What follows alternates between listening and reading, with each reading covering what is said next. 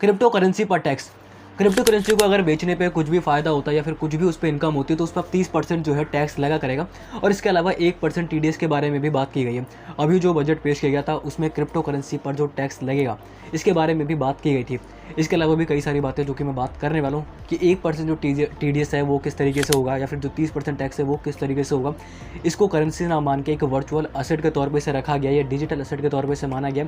इसके अलावा क्या क्रिप्टो करेंसी अभी फ़िलहाल लीगल है, या फिर हम किसी को अगर कुछ ट्रांसफ़र करते हैं या कुछ गिफ्ट के तौर पे देते हैं तो क्या उस पर भी टैक्स लगेगा, या फिर अगर हम किसी को ट्रांसफ़र करते भी है और किसी को अगर गिफ्ट के तौर पे क्रिप्टो करेंसी देते हैं तो टैक्स किसको देना पड़ेगा, जो ट्रांसफ़र करा उसको या जिसके पास पहुँचेगी उसको। या फिर इसके अलावा टैक्स लगाने का आखिर मकसद क्या था इस पर, मतलब कि क्यों लगाया गया, और एक डिजिटल रुपया जो कि आरबीआई लॉन्च कर सकती है उसके बारे में कुछ बात करने वाला हूँ। ठीक है, इन सब चीज़ों को लेकर बात करेंगे। आखिर जो कुल मिला के मेन तो टैक्स की चीज़ है जो क्रिप्टो करेंसी पर लगाई गई है वो भी 30%। और हाँ, ये कब से जो है लागू होगा और कब से जो है इस पर देना पड़ेगा, ठीक है, और कब से इस पर विचार चल रहा है, ये सारी चीज़ों को लेकर बात में करने वाला हूँ। सबसे पहले मैंने आपको बता ही दिया था कि पहले जो शीतकालीन सत्र चल रहा था संसद का, उसमें भी कई सारी बात आ रही थी कि कोई बिल आएगा क्रिप्टो करेंसी पर, इसको टैक्स को लेकर या लीगल को लेकर या इसको बैन करने को लेकर, लेकिन ऐसा कुछ भी नहीं आया। तब मैंने कहा था कि शायद बजट वाले में इसको लेकर कुछ ना कुछ आएगा ही आएगा। तो अब टैक्स इस पर आ चुका है। टैक्स किस तरीके से लगेगा, जैसे कि फॉर एग्जांपल आपको बता देता हूँ मैं कि 30% है। अगर कुछ भी इस पर फ़ायदा होता है, जैसे कि अगर मान के चलो 10,000 था, 10,000 की क्रिप्टो करेंसी थी, ठीक है, अब उस पर अगर जो है आपने उसको बेचा, बिटकॉइन ही था, समझ लो बिटकॉइन था, ठीक है, और अगर उसको बेच दिया और उस पर 10,000 रुपये फिर से जो है कुछ प्रॉफिट हो गया, 10 मतलब 20,000 रुपये का आपने बेचा और 10,000 रुपये मतलब आपको फ़ायदा ही हुआ, तो वही तरीके से वो इनकम ही होगी, ठीक है। और इसमें बता दूँ अगर कुछ इसमें लॉस भी होता तो उसको सेटअप नहीं किया जाएगा, यानी कि नुकसान हो तो भी कोई कुछ भी सेटअप नहीं होगा, और फ़ायदा होगा तो भी टैक्स देना ही पड़ेगा, मतलब कि 10,000 रुपये जैसा हुआ। अब इसमें जो एक टीडीएस की बात की गई कि 1% टीडीएस भी कटेगा, एक तय सीमा होगी ट्रांजेक्शन की, अगर उससे ऊपर जाएगा तो 1% टीडीएस भी कटेगा। टीडीएस का मतलब है कि टैक्स डिडक्शन एट सोर्स, मतलब कि पहले ही कट जाएगा। जैसे कि 10,000 का फ़ायदा था, अगर आप उसको बैंक में ट्रांसफ़र करते हो, होल्ड करके रखते हो कोई दिक्कत नहीं, लेकिन अगर उसको ट्रांसफ़र करते हो बैंक में तो 10,000 में से 1% पहले ही कट जाएगा टैक्स के रूप में, यानी कि 1% पहले ही चला जाएगा 1,000 रुपये।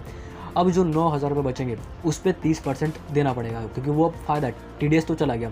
उसके अलावा जो है जो 9,000 बचा उस पर 30% देना पड़ेगा, यानी कि 9,000 का 30% कितना होगा, 27 रुपये, वो टैक्स जाएगा। अब जो उसके बाद बचा वो आपकी इनकम है, और काफ़ी ज़्यादा मुझे लगता है 30% काफ़ी ज़्यादा जो ये टैक्स है। क्यों लगा इसके बारे में भी अपने आपको मैं बताऊंगा और आगे बात करेंगे इस पर। तो ये तो मैंने आपको बता दिया 30% टैक्स के बारे में, और इसके अलावा 1% टीडीएस के बारे में। टीडीएस तब लगेगा तय सीमा से जब ट्रांजेक्शन ऊपर होगा, हर एक ट्रांजेक्शन में फिर टीडीएस कटा करेगा 1%, ठीक है। ये बात होगी टीडीएस की। टैक्स मैंने आपको बता दिया 30% टैक्स लगेगा, किस तरीके से लगेगा, जैसे फ़ायदा होगा, और नुकसान में भी कोई छूट नहीं मिलेगी, ठीक है, तो कोई सेट ऑफ नहीं किया जाएगा। इसके अलावा बात करते हैं कि क्या इसको एक करेंसी के रूप में रखा है या इसको एक डिजिटल एसेट के रूप में रखा है। तो सीधे सीधे तौर पे क्या गया, इसको करेंसी नहीं मानी गई, इसको एक डिजिटल एसेट के तौर पे माना गया, एक वर्चुअल एसेट के तौर पे।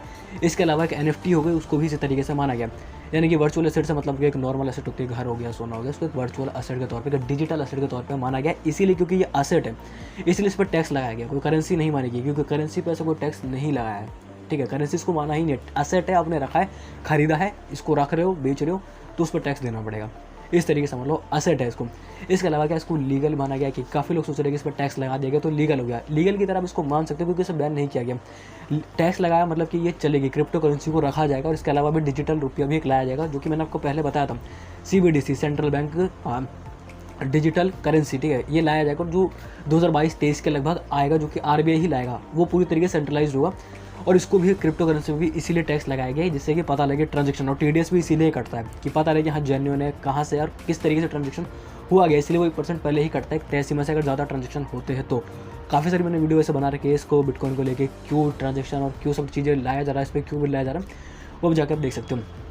क्या ये लीगल हो गया, क्योंकि ऐसा लग रहा है काफ़ी लोगों की इस पर टैक्स लग चुका है, तो ये लीगल हो चुकी है। लेकिन अगर इनकम टैक्स एक्ट के बारे में बात की जाए तो जो भी आपकी कोई भी आय होती है, कहीं से भी अगर इनकम होती है तो उस पर टैक्स लगता है, चाहे फिर वो लीगल हो या इलीगल हो, तो उसको लीगल नहीं माना गया है। तो प्रोविज़न में भी ये लिखा गया इनकम टैक्स की कि, और आपको पता होगा कि स्मगलिंग वाला भी बिजनेस कुछ था, सुप्रीम कोर्ट ने पहले एक बार कुछ उस पर कुछ ऑर्डर सुनाया था कि अगर उससे भी कुछ हो रहा तो उस पर भी टैक्स लगेगा, मतलब कहीं से भी अगर पैसे आ रहे हैं, कहीं से भी इनकम हो रही तो उस पर टैक्स लगेगा। तो लीगल नहीं इसको करा गया, लेकिन लीगल की तरह ही इसको मान सकते हो अभी फ़िलहाल के तौर पर।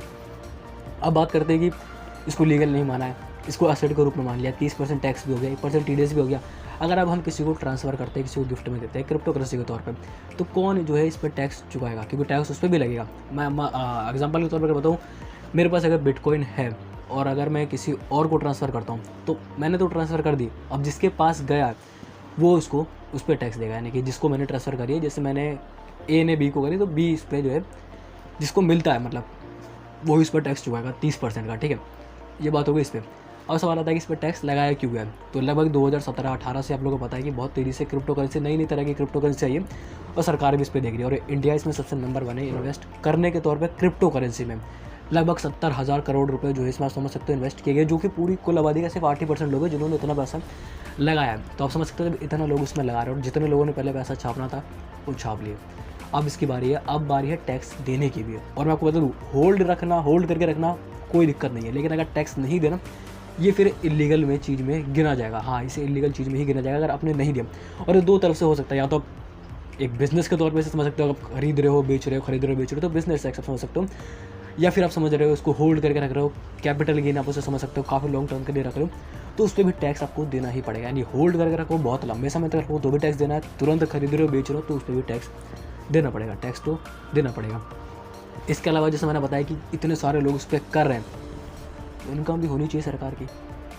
इतने सारे लोगों ने रखा है, इतने सारे लोग खरीद रहे हैं बेच रहे हैं, काफ़ी लोग काफ़ी पैसा बना रहे हैं। और मैंने आपको बताया था पिछले साल जो है जुलाई में लगभग 22 लाख के आसपास बिटकॉइन था और 3 महीने के अंदर वो 54 लाख के आसपास चला गया था। ऐसा नहीं कि हर कोई नहीं खरीदता, तो कोई नहीं खरीदता, खरीदने वाले खरीदते और काफ़ी लोगों ने बहुत पैसा इसमें बनाया क्रिप्टो करेंसी में, ठीक है। और आगे भी यही चलेगा क्योंकि ये ब्लॉकचेन पे आधारित रहता है। और इसी को लेते हुए डिजिटल करेंसी जो है, डिजिटल रुपया जो है आरबीआई भी लेके आएगा, जो कि इंडिया में ही होगा।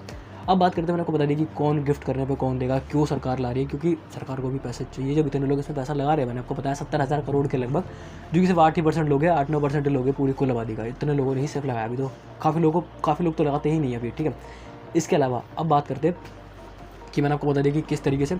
अब बात करते हैं कि काफ़ी लोगों को इसमें नुकसान भी हो रहा है, काफ़ी लोगों को लग रहा है कि ये क्या कर दिया। 30% टैक्स बहुत ज़्यादा होता है, 30% टैक्स, ठीक है। अगर आप 100 रुपये किसी को फ़ायदा हुआ है, पहले 100 रुपये अगर फ़ायदा हुआ तो 30% तो उसमें चल जाएगा, 70 रुपये ही बचेगा। और TDS वाला भी सिस्टम है तो 1% और आप इसमें समझ लो, ठीक है।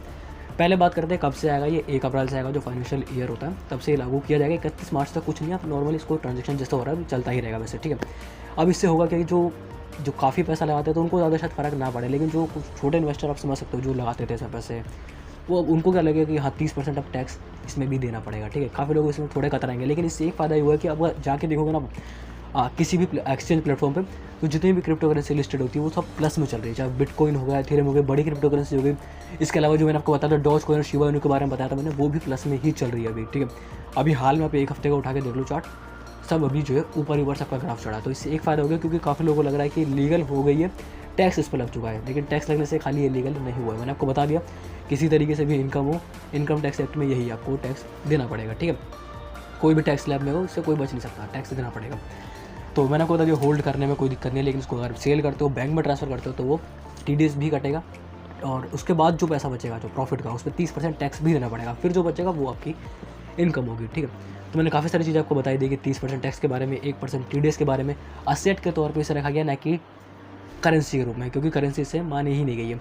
इसके अलावा भी एक तरीका इसको समझ सकते हैं कि इस पर क्यों टैक्स लगाए, क्योंकि काफ़ी सारे देश जैसे अमेरिका हो गया, ऑस्ट्रेलिया हो गया, नीदरलैंड हो गया, इटली हो गया, मतलब इस तरह के कुछ देश हैं जिन्होंने पहले ही टैक्स पे लगा रखा है। लेकिन इंडिया में इसलिए क्योंकि काफ़ी नंबर 1 है ये, बहुत लोग उसमें इन्वेस्ट करते हैं, ठीक है। मैंने बहुत पहले भी इस पर बता रखा आपको। तो 1% TDS के बारे में भी हो गया, डिजिटल एसेट के बारे में हो गया, क्यों टैक्स लगा इसके बारे में बता दिया, अगर ट्रांसफर करते हैं तो किसको पैसे देने ये भी मैंने बता दिया, कब से लागू को ये भी मैंने बता दिया, 1 अप्रैल से होगा।